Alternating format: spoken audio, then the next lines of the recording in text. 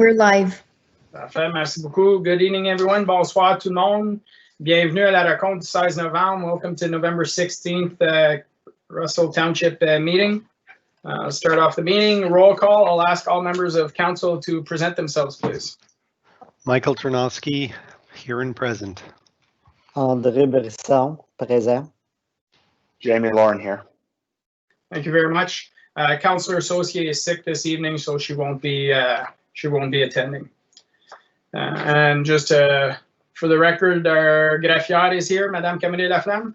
Oui, Monsieur le maire, je suis ici, Joanne Camille Laflamme. Merci beaucoup. Merci. Item 3 and 4, 3 national anthem, 2 prayer. We have none on virtual. Item 4, additions, deletions, or amendments under 18A. Myself for the Heritage District Open House meeting. We'll speak of that at 18A. Anything else, members of council? Seeing, hearing none. I'll go to number 5. Motion to approve the agenda as amended. I need a mover and a seconder. Moved by Councillor Ternowski, seconded by Conseil Brisson. All those in favor? Mike Ternowski, yes. André, oui. Jamie, yes. Perfect. Items is carried. Item 6. Excuse me, Mr. Mayor. Yeah, Councillor Ternowski. Just so you know that I think the live screen is showing a black, like the live screen is just a black screen right now. Not for us, Mike. Oh, okay. I apologize. It's the agenda that is on right now. Yeah, I think we're doing a live split screen this evening is the first time, I believe, where myself or the speaker and the agenda is posted both at the same time. Okay, we'll move on to the next item. Déclaration d'intérêt pécuniaire numéro 6.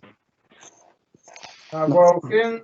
Numéro 7, l'adoption des procès-verbaux. Adoption of the minutes, regular council minutes of November 2nd, 2020. Motion to approve the following minutes as presented. Moved by Councillor Lorrain, seconded by Councillor Ternowski. All those in favor? Mike Ternowski, yes. André, oui. Jamie, yes. Perfect, thank you very much. Présentation, on n'a pas. Délégation, il n'y a pas. Item numéro 10. Consent items. Motion that all items listed under consent items be received as presented. We have item A, request for community grants from the Parks and Recreation Department 2020 budget. Item B, minutes of the United Counties of Prescott-Russell, September 23rd, 2020. And item C, pay list of October 2020. Need a mover and seconder to put on the table.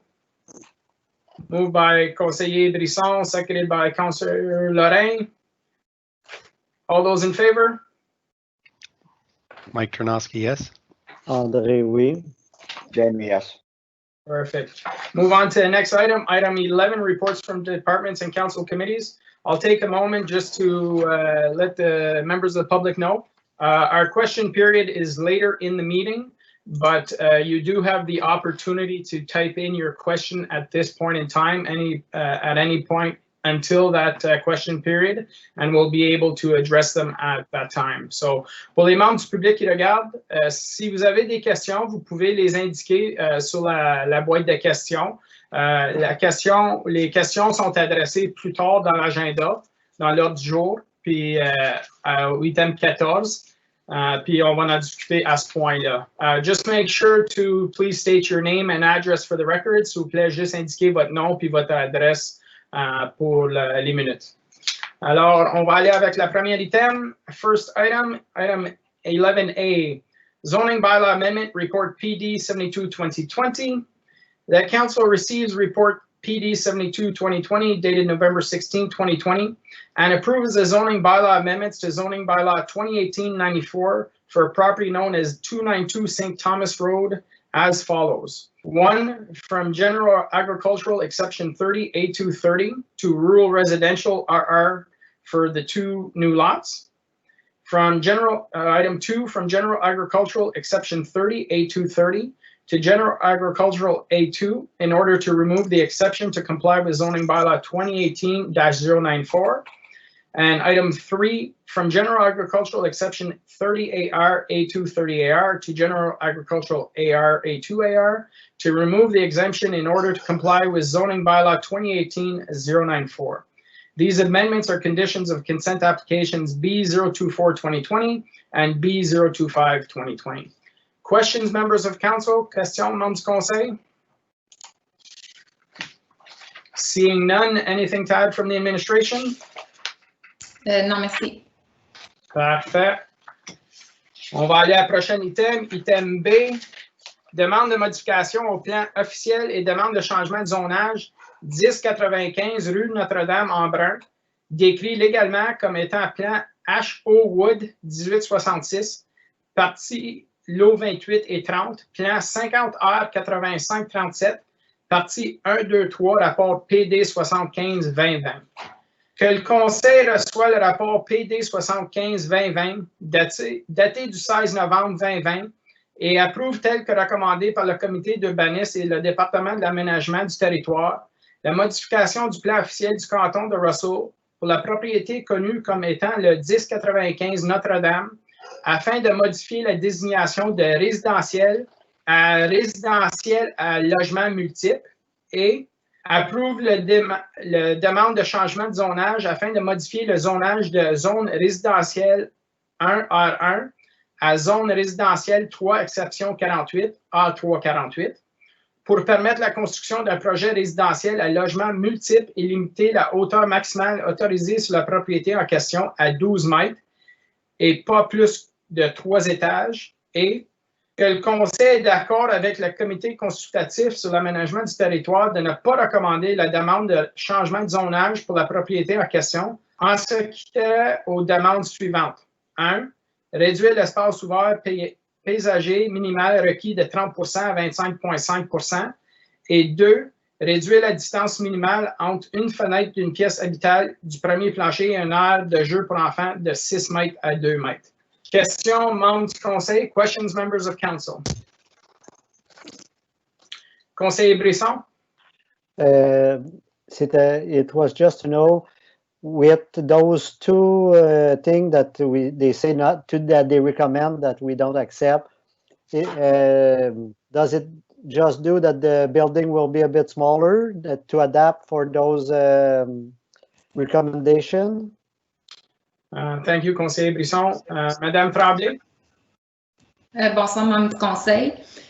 Donc, il y a plusieurs façons de rencontrer les réductions. Donc, oui, ça pourrait être une option de réduire la grosseur du bâtiment pour être capable d'atteindre le 30% de landscape open space, puis la distance entre le amenity area tel que requis par le règlement. C'est une des options, mais il y a plusieurs options d'autres qui pourraient être évaluées à travers les deux propriétés. OK. Merci. Parfait. D'autres questions, membres du conseil? In regards to tonight, we're just dealing with the zoning amendment. A lot of the comments I read in the report will be in regards to that'll be addressed at the site plan. Madame Tremblay, is that correct? That's correct, Mr. Mayor. All the requirements about the drainage, fences, everything that you're not seeing on those amendments will be dealt with at the site plan application. Okay. And in regards to 3-story, just for clarification, when we talk about 3 stories, we're talking 3 stories above ground. Therefore, there could be a 4th in the basement. Is that correct? Like yes, they could have 3 levels plus basement apartments. Yeah, correct, Mr. Mayor. The way that we calculate the height of the building is as per the zoning bylaw definition, and it's above ground. And it depends on the roof as well. So it's the mid peak of the roof. So it's not to the top of the roof. So there's provision of how to calculate the height as per the zoning bylaw definition. And just to clarify that, basically, if you went through the report, we felt that even though the proposal at the moment was a 2-story, that the zoning bylaw allows for a 5-story, and we didn't feel that a 5-story would be compatible with the surrounding. So that's why we are limiting to 3-story, even though if it's a 2-story as proposed, the applicant could have a bit of leeway to modify the entire development to meet the other provision of the bylaw. Okay, thank you very much, Madame Tremblay. Conseiller Lorraine, did you have anything to add? Actually, that was exactly what I was just gonna add, is what Madame Tremblay just mentioned. So it's the fact that the R3 zoning is in our policy, it states that it can go up to 5 stories, but we're limiting it in the R3 to 3 for this project, even though the proponent is coming in with a 2-story project at this point in time. So. Okay, perfect.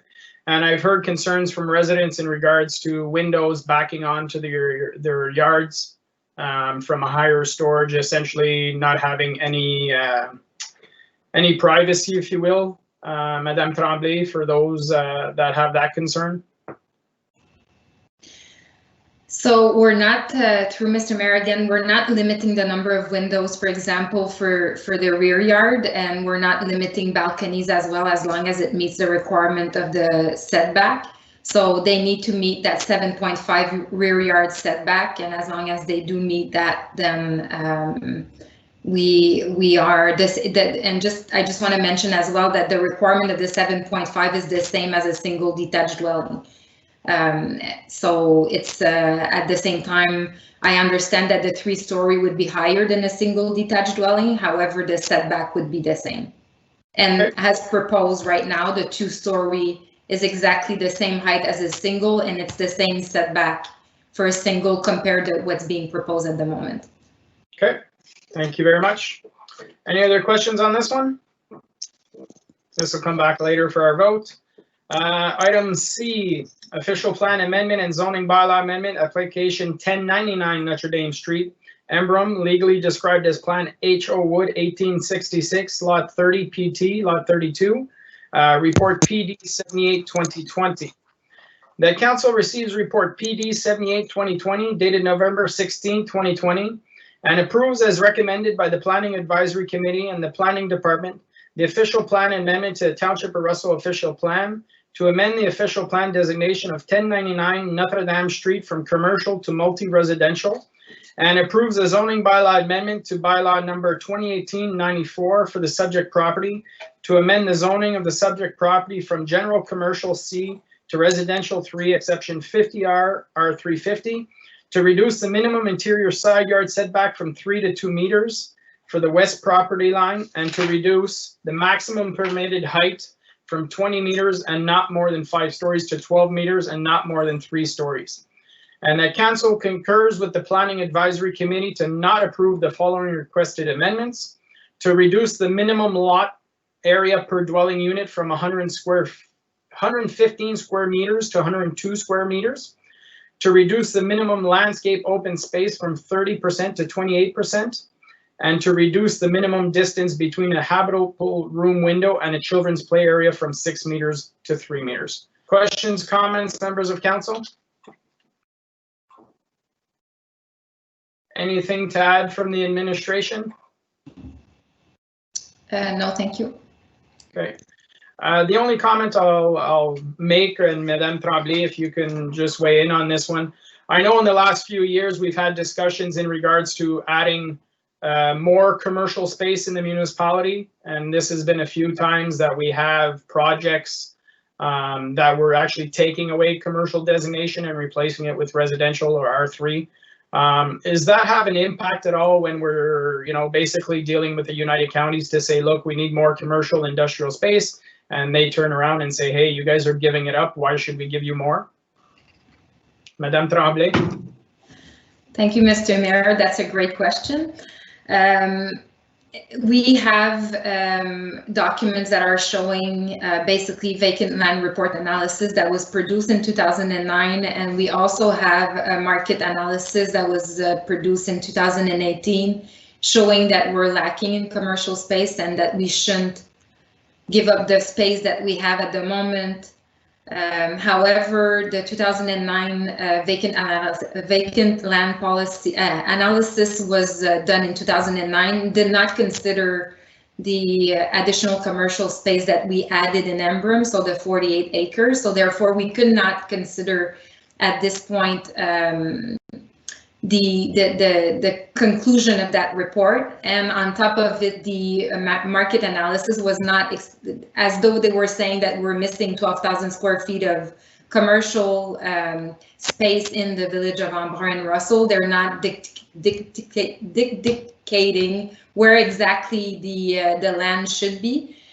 So obviously, when we are preparing the report, we do evaluate all of those criteria and the policy that we have in place. And that's where we're saying that even though it's not meeting all the policy of the provincial policy statement, that we're comfortable in this location to not to recommend the official plan amendment, basically based on the location. It's right in the middle of the street. It's not at a corner street compared to other properties that we've seen in the past that we were not recommending to remove the commercial. And it's close proximity to the village core, so it would kind of defeat the purpose of the village core because it's so close from the village core. So in evaluating all of those criteria, we felt that at that location, it was not the perfect location to have a big commercial property, and we didn't know exactly what type of property could survive as a commercial property at that location. So we did evaluate all of those criteria. So that's why we are comfortable at that location, that it was not the perfect location to have commercial compared to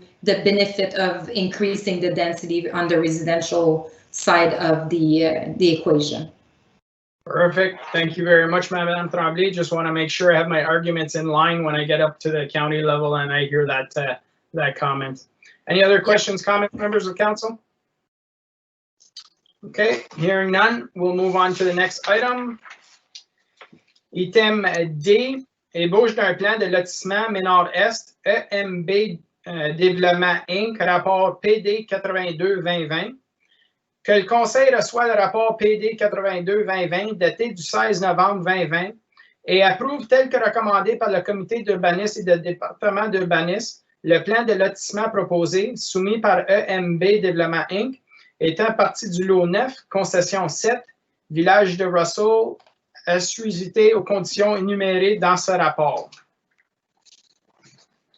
Je pense que le village de Russell, ça devrait dire le canton de Russell, pas nécessairement dans le village. In the English version, it says in the township of Russell, I believe. Or it says village of Russell. On peut-tu clarifier, Madame Tremblay, ça devrait-tu dire le village d'Embrun? Oui, monsieur le maire, ça devrait dire le village d'Embrun, désolé. OK, parfait. On va faire cette correction-là. Questions, members of council? Anything to add, Madame Tremblay? This was well discussed at the planning committee. Yeah, I just, there was a lot of comments that were made at the public meeting about the density that was being proposed. So I just want to reassure members of council that, again, the decision to approve the draft plan of subdivision was according to our density approved in the county official plan and in the township of Russell official plan. So we're comfortable in the provisions of the transition that is being proposed at this point. So along existing single detached dwelling on La Belle and Richelieu will be adjoining single detached dwelling, and then we will switch to the row houses. So it gives a good transition to make sure that we respect the existing neighborhood. I also want to mention that there was a lot of conversation about the traffic impact study. So that's a requirement, and the county did peer review the traffic study, and some improvement will have to be done as part of the traffic study. And also I want to mention that the infrastructure department and as well as the bylaw department were proactive with the planning department of reviewing the draft plan of subdivision. So we did impose condition on non-parking signs to be installed, and it's already decided of where it's going to go to avoid problems that we've seen in other subdivision where higher density is being proposed. And yeah, so we also included a section of sidewalk after the planning advisory committee. There was comments about, again, the density that was being proposed, that sidewalk should be proposed, and the infrastructure department and as well as the planning department came up with a solution that will be acceptable for both departments to have, and at the same time answer the request from the planning advisory to have a section of sidewalk. Okay, thank you very much, Madame Tremblay. Conseiller Lorraine, did you have a question? Then Conseiller Brisson. I think Conseil Lorrain seems to have jammed up. Monsieur Conseil Brisson, go ahead, and hopefully Conseil Lorrain will pop back in. Oui, c'était juste quand elle disait il y avait des trottoirs que peut-être qui avaient été approuvés, mais sur le plan, on les voit pas comme c'est là. Et on sait-tu d'où que c'était approuvé? Madame Tremblay? Donc, les trottoirs, comme une des conditions qui est imposée dans le rapport, c'est que le proposeur doit nous redonner une copie de plan incluant sur les plans de service la localisation du trottoir qui a été requis. Donc, c'est pour ça que sur le plan proposé, vous ne le voyez pas, mais c'est une condition qui a été imposée. Puis la section de trottoir qui a été demandée, c'est du parc en s'en allant tout le long des maisons unifamiliales qui sont proposées jusqu'à l'intersection de l'ancienne section de Richelieu. Mais à partir de Richelieu, il n'y a pas de trottoir, je pense, hein, dans le vieux projet? Non, excusez, monsieur le maire, sur Richelieu et la Belle, il n'y a pas de trottoir. OK, ça fait qu'il y en aurait dans la nouvelle section, mais pas dans la vieille. C'est ça, Madame Tremblay? Oui. Juste pour mentionner que la raison pour laquelle on l'arrête à cet endroit-là, c'est qu'il y a un passage piétonnier qui va donner à la rivière, pas à la rivière, à la section du passage où on demande un passage piétonnier passif en arrière des maisons le long du petit ruisseau.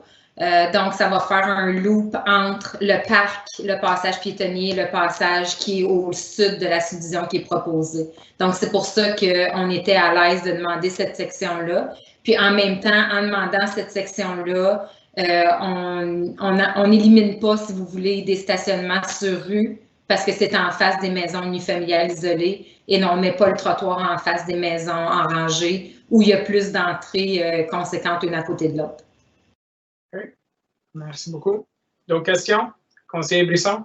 Ça fait que la trail, je pourrais dire, ça, c'est le bloc 72 qu'on voit sur le plan, qui suit le creek qui se rend jusqu'au parc. Madame Tremblay, c'est ça? Oui, c'est ça. Puis, comme sur l'autre côté de la rue Richelieu, le Park 4, il y a un bloc là, mais c'est une passerelle qui se trouve à voir en angle ou c'est le tuyau qui passe là qui est... Madame Tremblay? C'est un easement de l'école, donc c'est les services de l'école qui passent sur ce bloc-là. Puis qui continue le long de la dernière maison de la rue Richelieu, qui va vers le creek. OK. Mais à part 4, ça fait qu'il est séparé avec ce easement-là, lui. Puis à ce bloc-là, c'est-tu un bloc appartement? C'est une maison? C'est pas marqué... Madame Tremblay? Donc, la partie 4, étant donné que présentement, il y a un easement dessus, ils n'ont pas nécessairement proposé, ils ont laissé le bloc comme étant vacant.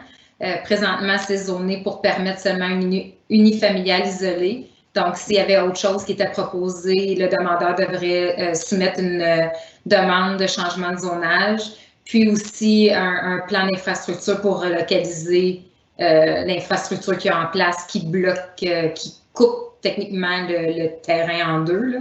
Donc, il y aura un processus public au niveau du changement de zonage, puis de la relocalisation de l'infrastructure. Ou que le stationnement soit au-dessus de la pipe. Ça pourrait toujours être une option, oui. Parce que le port 4, il continue dans le vieux projet. Il y a le triangle là qui continue le bloc, c'est ça?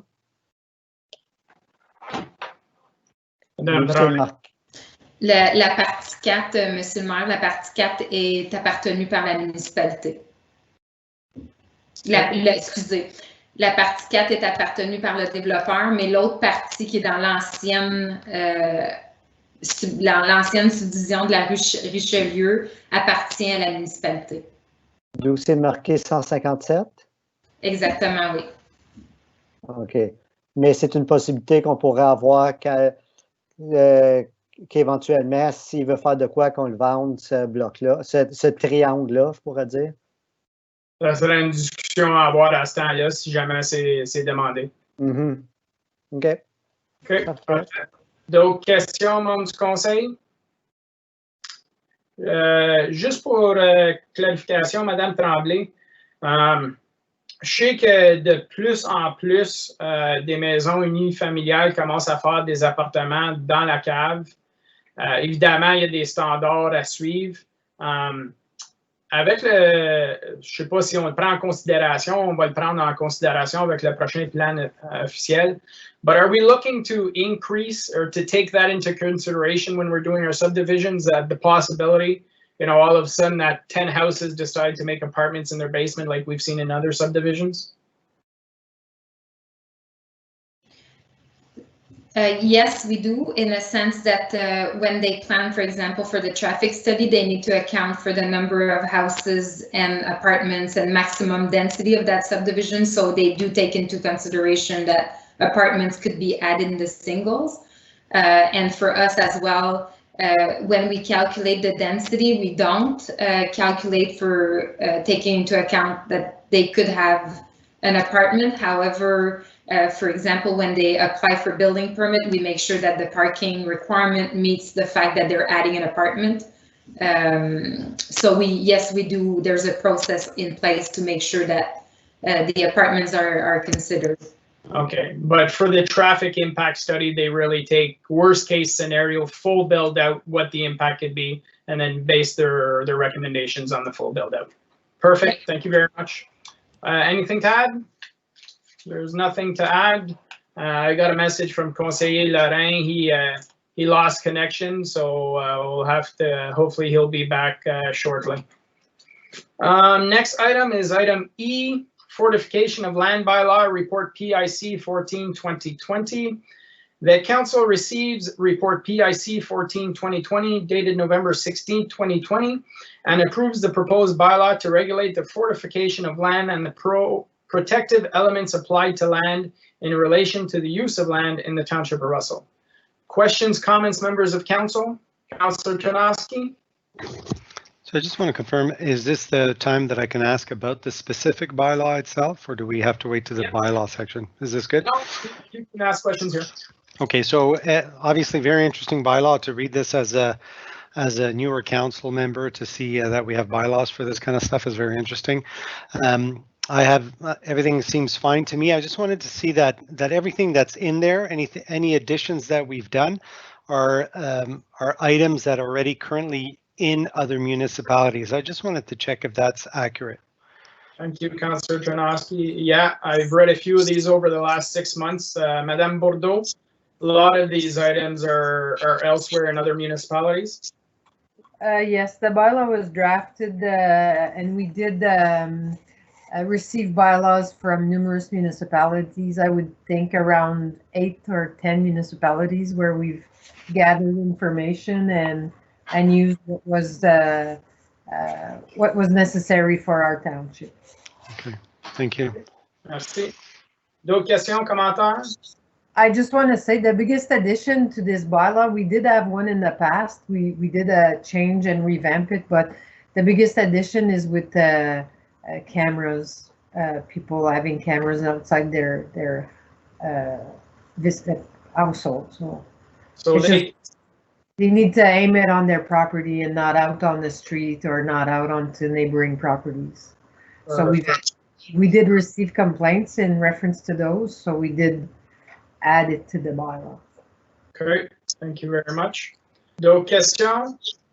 S'il n'y a pas d'autres questions ou commentaires, we'll move on to the next item.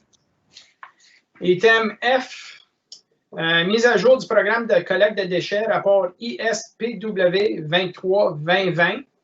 Que le conseil reçoit le rapport ISPW 23-2020 daté du 16 novembre 2020 et donne la directive à l'administration de commenter sur le projet de loi pour la transition du recyclage afin de demander à ce que l'année de transition soit déplacée de 2025 à 2023 et que le maire envoie une lettre au MPP Simard afin de s'informer et de supporter la transition de la municipalité de Russell en 2023 au lieu de 2025. Question, membres du conseil? So, just for clarification, Monsieur Bourgon, we had made an application requesting that we be moved ahead in 2023. That was approved by council. The rest of the United Counties has all been moving forward in 2023, but for some unknown reason, we're in 2025. Is that correct? Merci, Mr. Mayor. Yes, that's correct. Council did approve and did send that resolution earlier this year to request the ministry to do the transition of the Blue Box program in 2023. And it came as a surprise that, yeah, we were the only one inside of Prescott Russell being flagged as being the transition occurring in 2025. And so that's why I'm in front of council tonight to ask council if at least we still have the possibility of sending feedback on the draft of regulation. So it's I believe we still have the chance to do that request. Yeah, thank you, Monsieur Bourgon. It only makes sense, obviously, to transition as fast as possible to the companies that cover the cost as opposed to taxpayers covering the cost on this one. D'autres questions? Membres du conseil? Conseiller Brisson? C'est juste pour un rappel que, juste me rappeler la mémoire un peu, c'est quoi l'avantage, justement, que l'impact sur la municipalité que pour 23 comparé à 25? Je pense que c'est juste que les frais sont défrayés. C'est plus vite mis sur les dos des compagnies versus les payeurs de taxes qui payent. C'est ça, M. Bourgon? Oui, exactement. Donc, dans le fond, présentement, les producteurs de matériaux ou les grosses corporations payent 50% de notre programme. Donc, les payeurs de taxes paient la balance, l'autre 50%. Donc, en devançant 2 ans, c'est un 2 ans que nos résidents n'ont pas besoin de payer le frais de recyclage.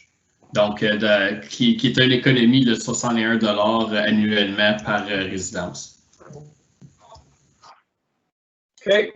Conseiller Brisson?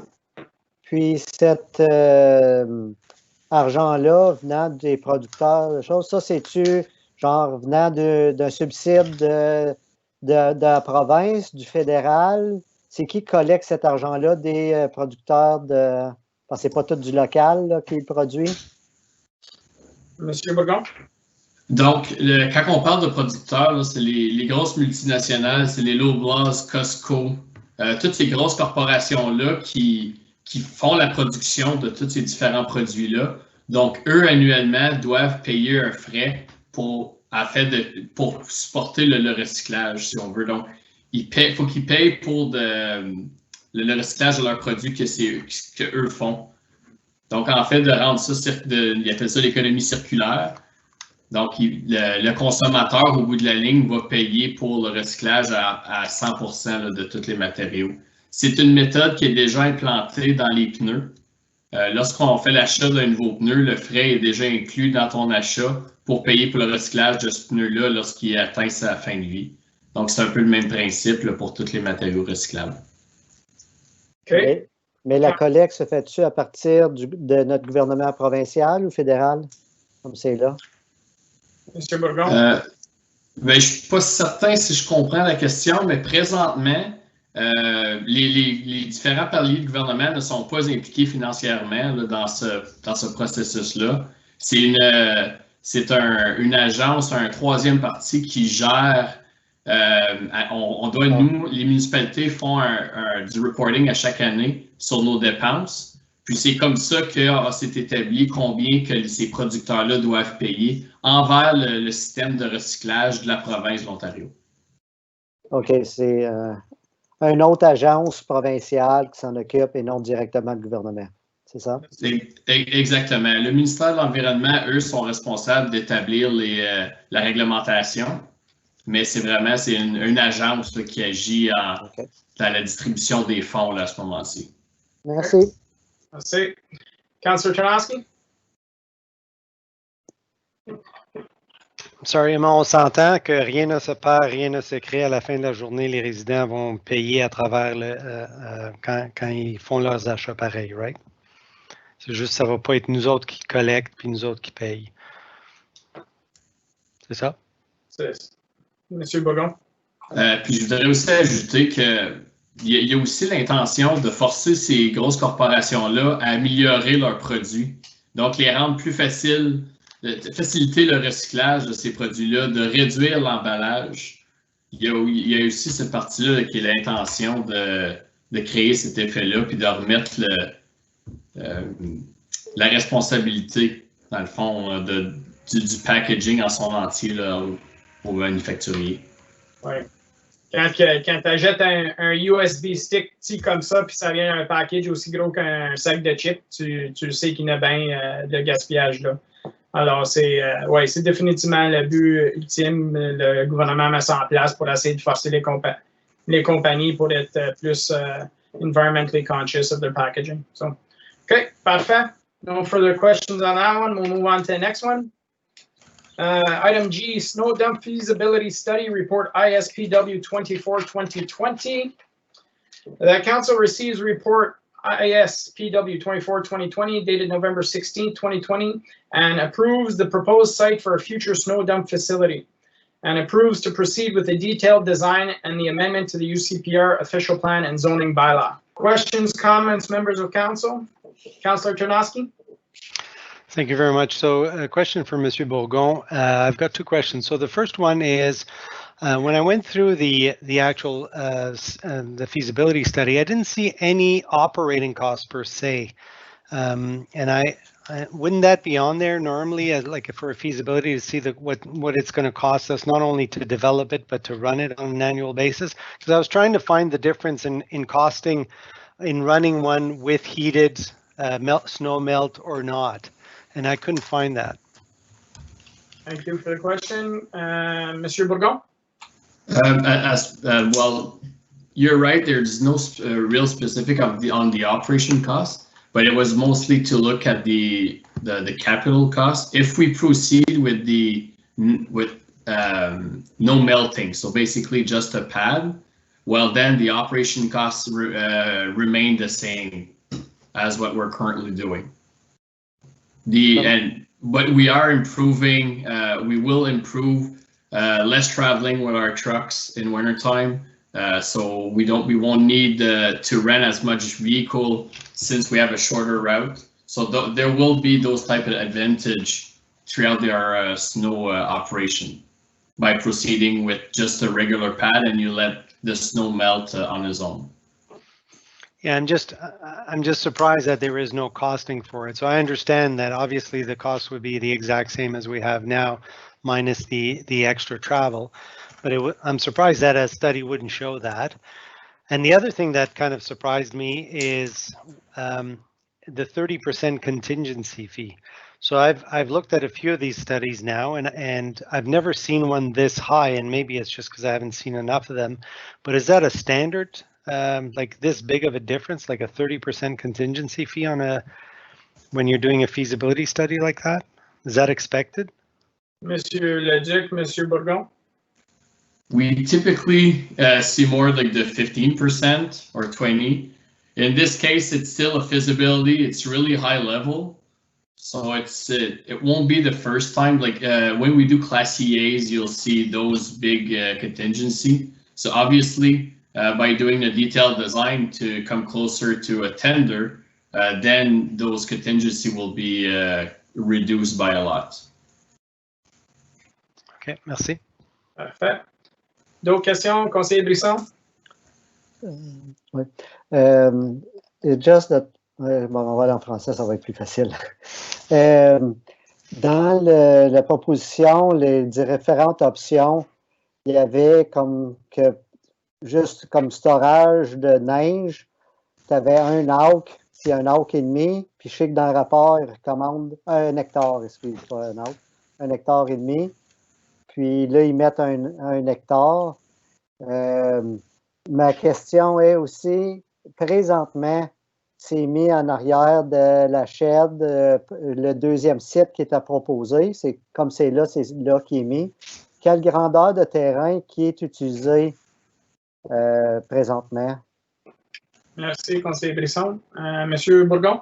Merci, monsieur le maire. Présentement, j'ai pas la mesure exacte là, devant moi, mais ce serait à peu près une équivalence de ça d'un acre, mais nos piles de neige là, sont un peu partout. Je vais utiliser le terme désorganisé. On n'a pas un site vraiment précis là, carré. C'est un peu à différents endroits là, derrière le garage municipal. OK, merci.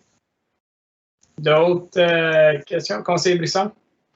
Juste une question aussi, c'est savoir, est-ce que c'est de quoi que c'est dans les années à venir que là, c'est dit, d'ici à 2025, c'est de quoi qui va être obligatoire à avoir, ou c'est juste nous autres qui avons décidé, surtout que c'est quand même au-dessus de 2 millions, là, qu'on le fasse tout de suite?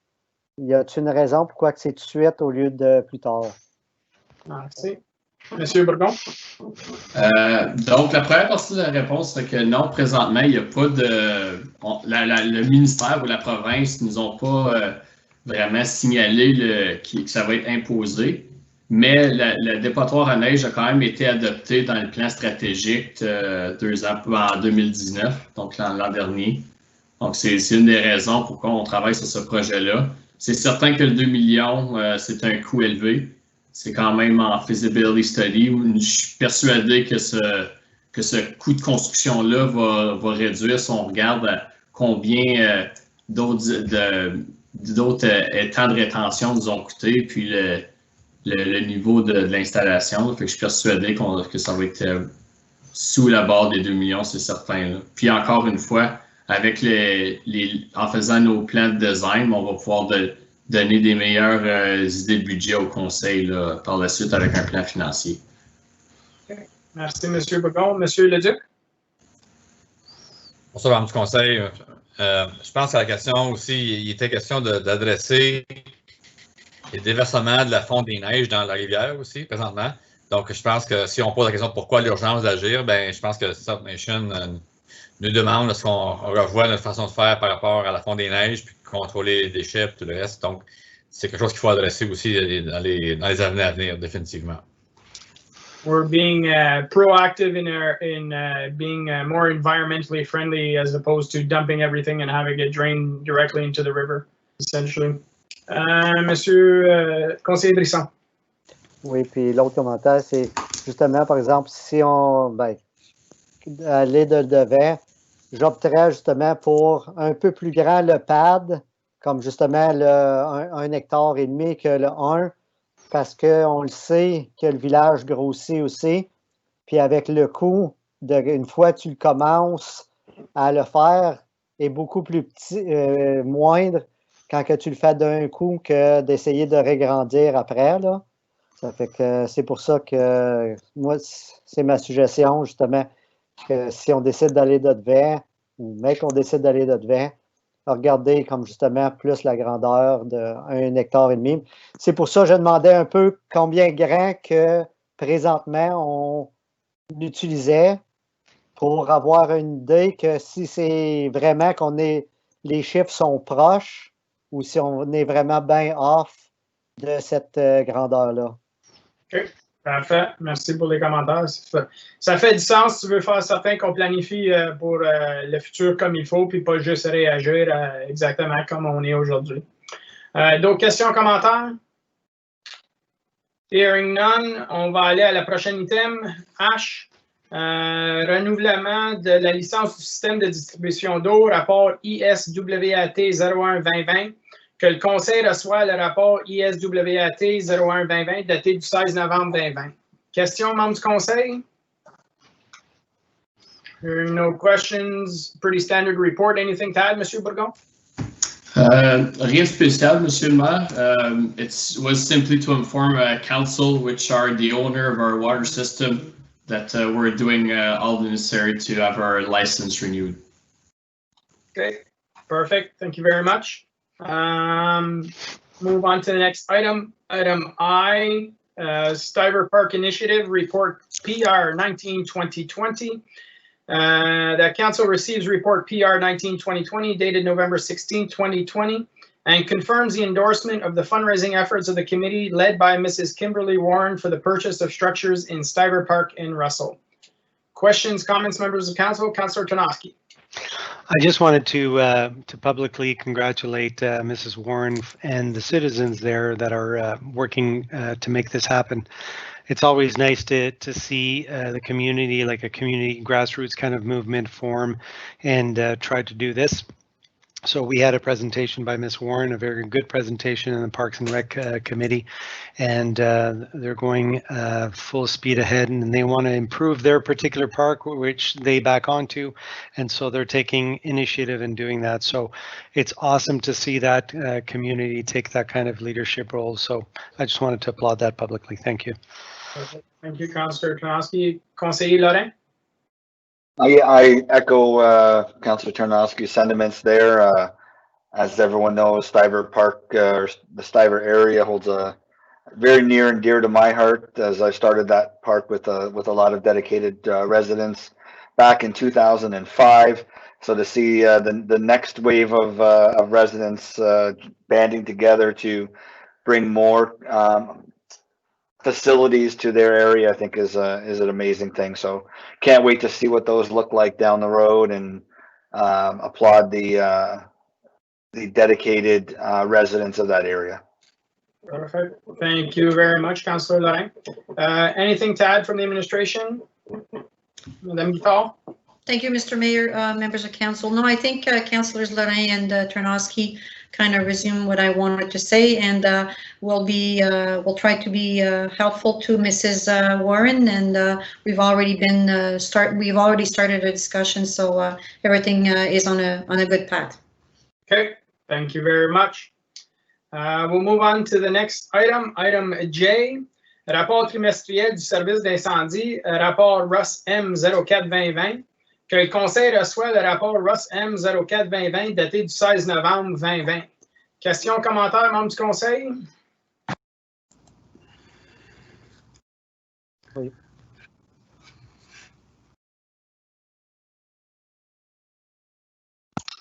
Excuse.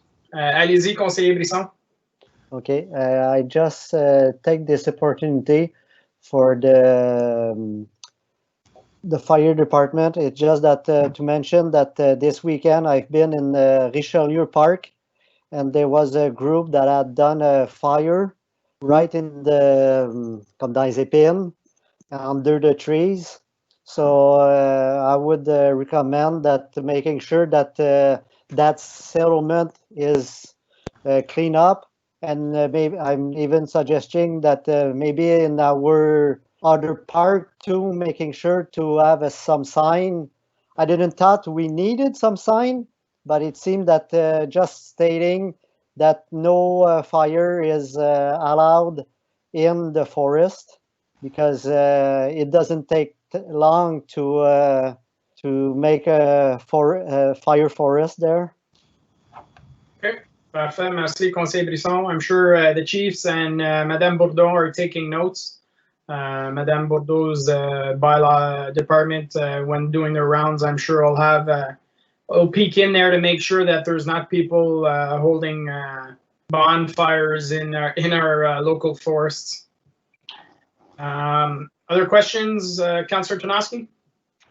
I just wanted to make a point. I guess it's likely related to more people being at home all the time, that the number of calls have gone up, in comparison to previous years. So I just wanted to thank the both departments for their dedication and their team in handling the excess volume that we haven't had. Okay. Thank you very much. Administration, fire chiefs, anything to add to the report? Mr. Mayor, if I can just add, in our report, you've noticed we have had some more nuisance alarms. We are working with the Fire Marshal's Office, Ontario Fire Chiefs, and the manufacturer is trying to find a solution to why we're having that many. It's not only in our municipality, we're finding out. So we've been doing some bunch of virtual meetings, and hoping to have more of a reply to council at our next quarterly report on what's causing these nuisance alarms. Okay, thank you very much, Chief. Appreciated. If there's no further questions, comments, we'll move on to the next item. Item K, Community Diversity, Equity and Inclusion Committee, Report CAO 07-2020. The council receives report CAO 07-2020 dated November 16, 2020, and grants this committee a temporary exemption of section 21.1 of the procedural bylaw 2019-020, which will allow for meetings in closed session until this committee's terms of reference are adopted by council. Questions, comments, members of council? We had this discussion at this last meeting, and Monsieur Leduc informed us that he would bring a report. So any questions on the report for Monsieur Leduc? Seeing none, anything to add, Monsieur Leduc? Oui, Mr. Mayor, members of council, in my report, there's a mistake on the last page.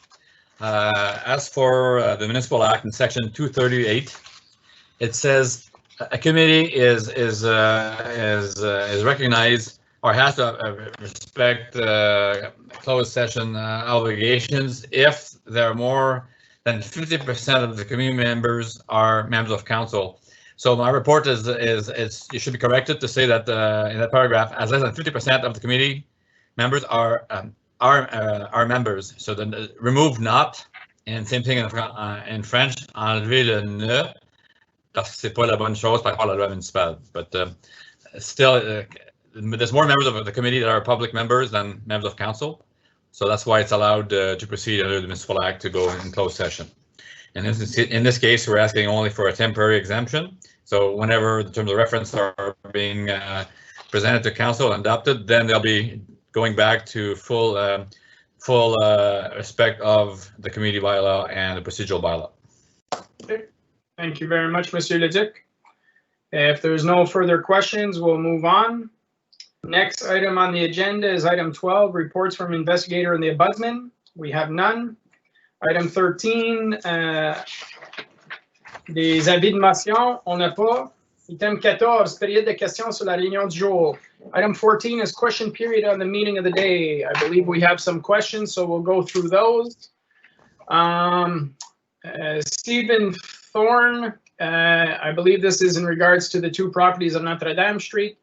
Fencing 2.1 meters or greater, large caliber coniferous trees, hedge beside cemetery, no balconies at back and no more. I'm just scrolling here trying to find where the actual question is. Noise mentioned, balconies pertaining to the backyard, section 1.443 states, ensure that residential. As we had discussed during the conversation, these are items, correct me if I'm wrong, Madame Tremblay, these are going to be discussed during site plan review. This is not really in regards to the amendments we're discussing in the evening. Is that correct? Correct, Mr. Mayor. The question, for example, fence, trees, hedge, balconies, there's just basically no more than 2-story. That's a question that could be relevant to tonight's amendment because we're limiting it to 3 instead of 2. The lighting is something that will, and landscaping plan is something, trees as well. Lighting is all being dealt with at the site plan. So basically the 2-story comment question and the density is something that is relevant for the amendment of tonight. Okay, parfait. And I see a last comment there, ensure that residential intensification redevelopment is compatible with surrounding uses. So we do have, near that property, we do have, obviously the street behind Florette is all residential, but on Notre Dame, there are several apartment buildings along that way. Is that correct? So there's a 2.5-story on the west side of the property, and there's the cemetery on the east side and as well at the front. Okay, perfect. Merci. Next question, Charles Armstrong, 85 Castlebeau Street, regarding item 11E, which is the fortification bylaw. I note that Home Depot sells home security systems with 4 exterior cameras for as little as $300 and a 16-camera system with infrared night vision for $1,600.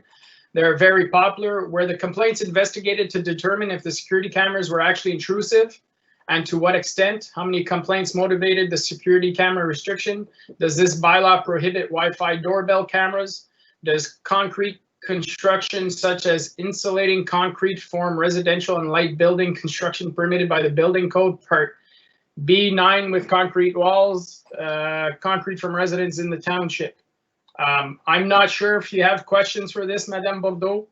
We could always send Mr. Armstrong a question in regards to that. I don't know why we're highlighting a private company as far as the deals that they're selling, but essentially the bylaw is to make sure, as you mentioned earlier, that cameras are strictly on your own property and not taking pictures of people walking in front of your house on the street or taking pictures of your neighbor's yard. Is that correct? Yes, that's correct. Okay. So there's always ways to aim cameras down if it's a doorbell camera, and it should always remain on your own property. So. Okay. Perfect.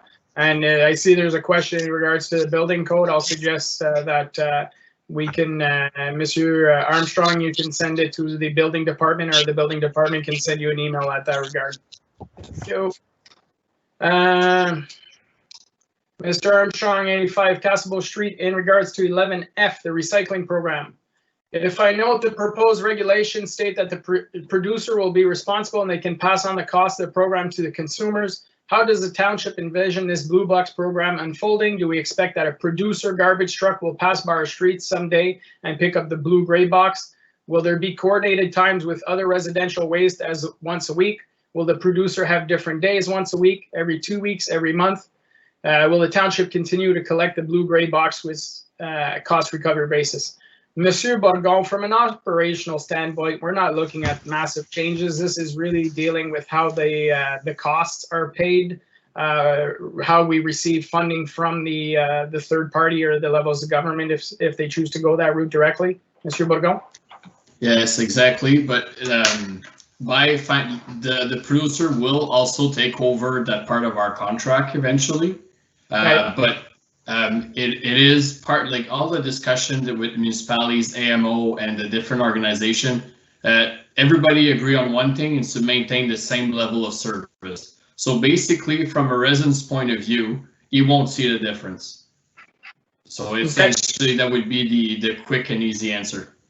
Okay, thank you very much. Next question, item 11G. As a preferred snow dump site is along a UCPR official plan designated wildlife travel corridor, will there be a complete environmental impact study, or does the township envision a scope study? Why? When will the terms of reference of the study be available for public review and comment? Monsieur Bourgon, I'm not sure if it's you or Madame Tremblay in regards to the official plan. Well, we will be doing an environmental impact study, and we will work with the planning department to go through the amendment at the county level, and we also need to do a zoning amendment at the township level. So we will work with the planning department throughout the next year to make sure that everything's done properly. Okay, thank you. And Madame Tremblay, when they're going through that process, it will be a public process just like any other amendment? Yeah, you're correct. So the official plan and the zoning bylaw amendment will be open to the public. Okay, perfect. Charles Armstrong, 85 Castlebeau Street, item 11K. I am concerned with the direction this committee has taken. I believe the more sensitive a topic, the more important it is to be discussed openly. Hence the comment, members of the committee feel it would be preferable if they could be establishing the terms of reference in closed session and consequently favor informal discussion is worrying. Will the public even know about these meetings, the topics discussed, or will the records even be kept? If the terms of reference cannot be discussed in public and the bylaw is being changed to accommodate this, will the actual discussions be done in secret as well after a future bylaw change? So this is just an exemption to the procedural bylaw. As Monsieur Leduc indicated, and as we got legal advice, we are fully within our rights to do so. The meetings will still be, notes will still be taken. There'll still be a process where There'll be an agenda for the committee members to meet and follow. So that will continue to be done properly like we've always done. Monsieur Leduc, anything to add for that? No, you pretty well summarized, Mr. Mayor, as far as we're planning to run it as a regular meeting, but in this case, it will be a closed session. So therefore, those discussions, as long as they're about the terms of reference, will be in closed session. If they were to move to something else, then they would have to be public, I guess, if they choose to go through. Right. Okay. Conseiller Lorrain, you had your hand up. Did you want to add something? Yeah, it was just, that was just a comment. It's my understanding of this, and the only reason why I when it comes to the vote, I will vote in favor of it, is because it is strictly for the terms of reference and is not for any other meeting that this committee would hold after the terms of reference are established. So strictly for terms of reference discussion, no other discussion or topics should be discussed during those sessions. And then once they're set, all meetings have to follow the proper procedure, correct? That is correct. That's correct. As indicated, the only direction that's been given by council at this point in time is that the sole mandate of this committee is to build a terms of reference to propose to council for approval. And as this resolution is written, once the terms of reference are adopted by council, then it falls under all the same rules that all our other committees fall under. Perfect. Conseiller Lorrain?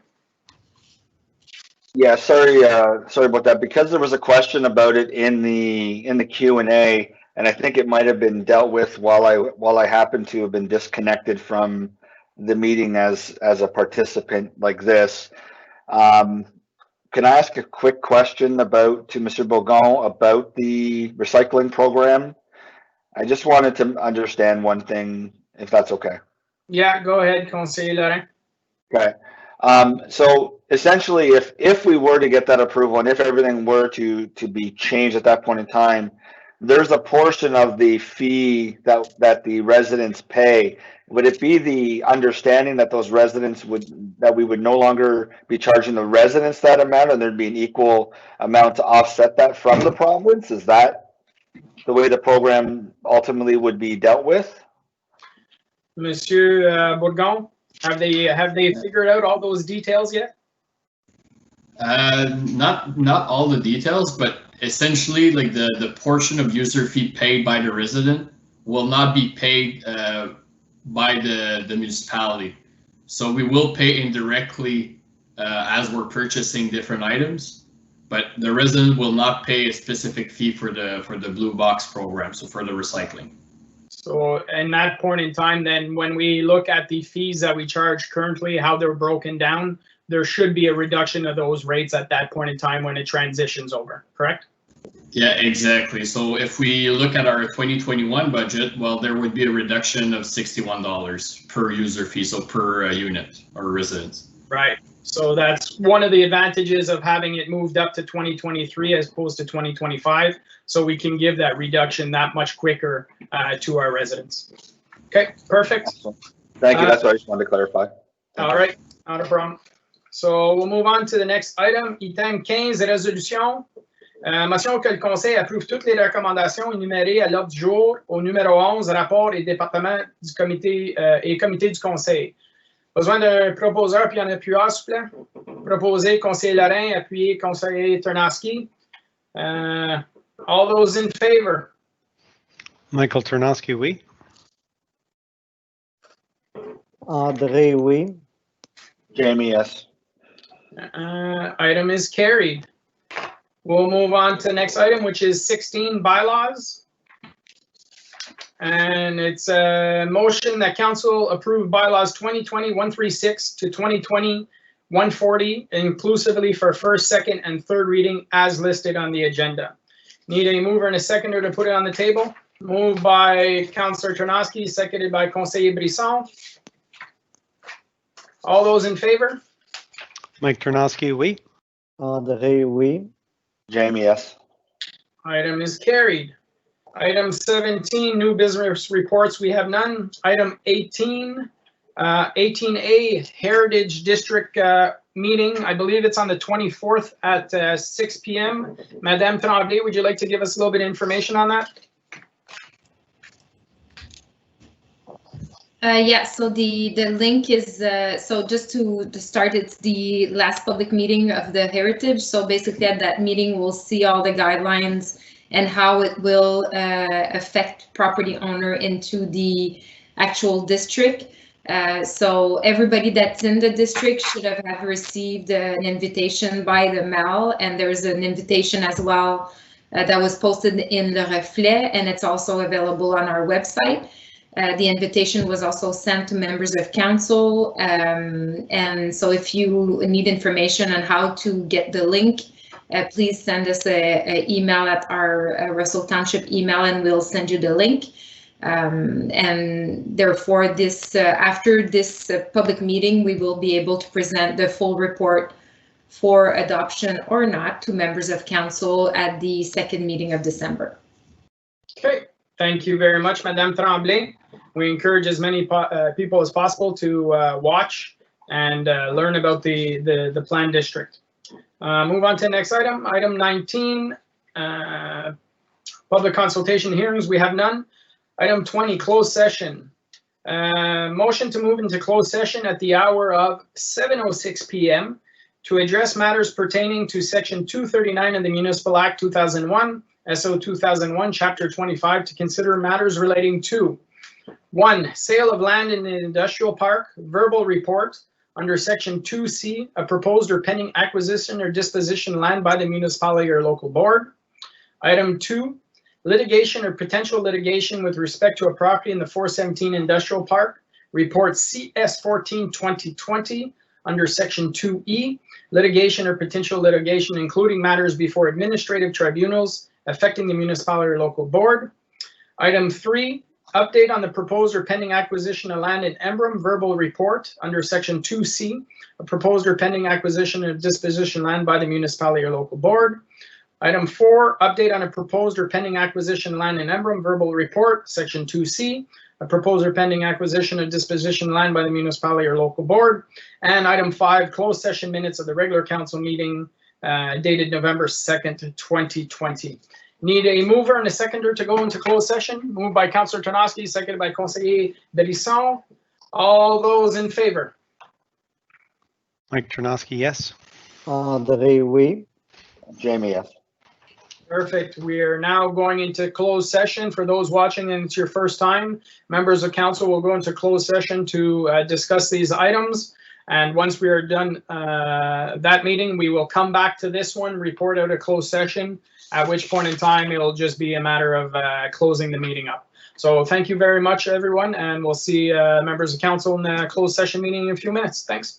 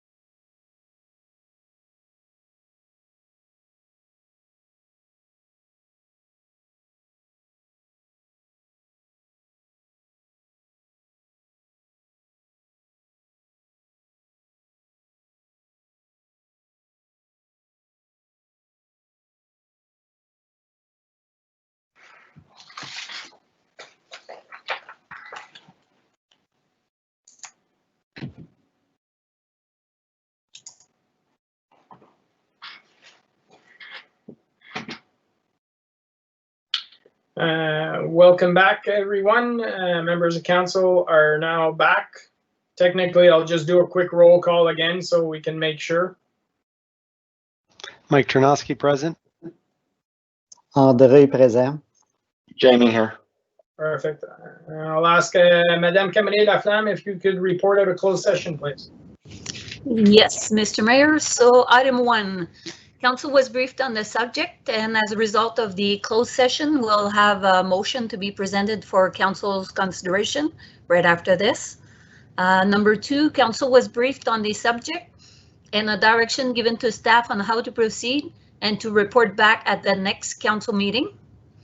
Number 3, council was briefed on the subject and a direction given to the mayor to write a letter to the UCPR, the United Counties of Prescott-Russell, to reconsider a previous UCPR decision regarding an intersection.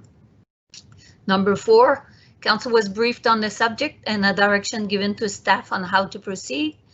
And number 5, the minutes of the closed session of November 2nd were presented and adopted. Thank you very much, Madame Camille-Laflamme. So we'll move forward with the recommendation. So the recommendation is a motion that council approves bylaw 2020-141 for first, second, and third reading as follows, being a bylaw for the sale of land of 8 acres to Street Imports Ltd. for $360,000. Okay, Monsieur Leduc, anything to add? T'es muté, Monsieur Leduc. On the screen, we're seeing we're in closed session, which is not the case. Could we remove that before we proceed so people don't think we're actually in a closed session? And yeah, I think members of council are seeing it on our screen, but it's not in the live box. Okay. So they're just seeing where the red lines are around each of our photos right now. Okay, that's perfect. Okay. Perfect. So we have a resolution in front of us, or a bylaw. I need a mover and a seconder. So moved by Conseiller Lorrain, seconded by Conseiller Brisson. All those in favor, please. Mike Ternosky, yes. André, oui. Jamie, yes. Perfect. The bylaw is carried. Thank you very much, everyone. And welcome to the new company in our industrial park. We'll now be confirming bylaw, that bylaw 2020-142. Yes, that's correct. Being a bylaw to confirm the proceedings of council of corporation and township of Russell at its regular council meeting be held on November 16, 2020. Be ready first, second, and third time in place. Moved and seconded. Moved by Councillor Ternosky, seconded by Conseiller Lorrain. All those in favor? Mike Ternosky, oui. André, oui. Jamie, yes.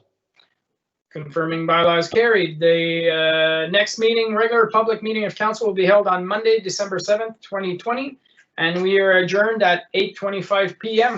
Thank you very much, everyone. Have yourselves a great evening. Thanks to staff. Merci à tous. Bonsoir. Merci.